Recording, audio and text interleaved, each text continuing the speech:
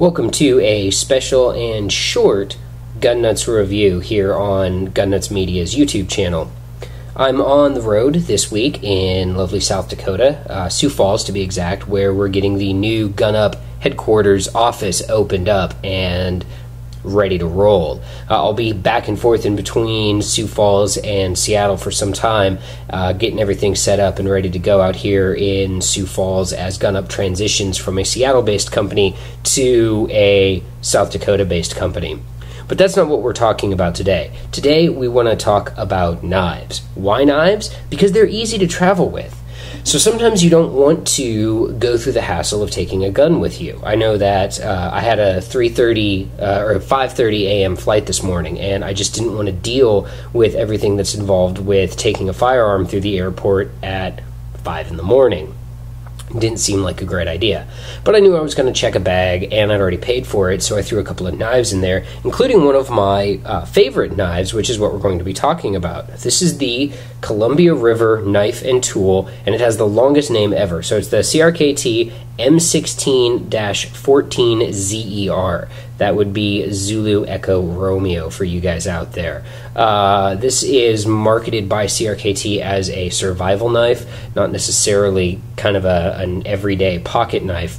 It has a huge Tanto-style blade. I believe this is about 4 inches. Mine is not very sharp because I use it a lot for cutting things. It's actually really easy to open because of the seatbelt cutter right here on the end, which works very well as a string cutter actually, and kind of sucks as a seatbelt cutter. It's really not a great seatbelt cutter. I've tried, but for cutting strings, like if you've got a little like thread dangling off your shirt and you need to pop it off, great for that. But the best part about it is it's easy open. So you can just tap this thing right here with your index finger and your knife's ready to party. Now, shutting the knife is kind of wonky. There is a release right here that you have to pull to the rear while you also depress this release right here. So it ends up, you can do it one-handed. It's not that easy, though. The other feature on this knife that's interesting is it has a glass breaker down at the bottom, which does, in fact, work very well. I haven't tried it on auto glass yet because, for some reason, people won't let me just smash the windows out of their cars.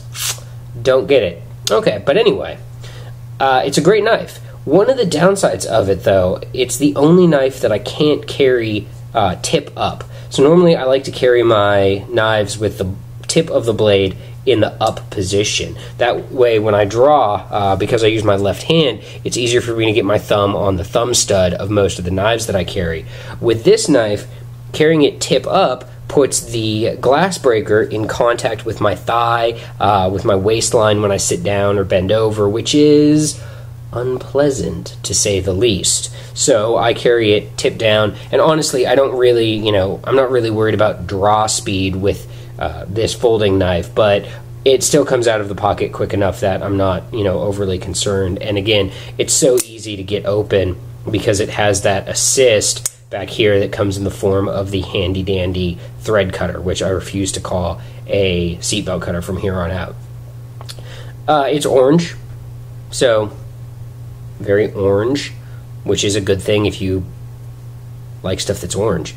Honestly, CRKT M16-14ZER, long name, medium-sized blade, great knife. If you're looking for a good take on the road truck knife, something that you can throw in a vehicle and know that it will be useful if you're, say, out in the woods and you need to go through cut a tree limb off or do, I don't know what survival-y people do, but I bet you this knife would be bitchin' for it.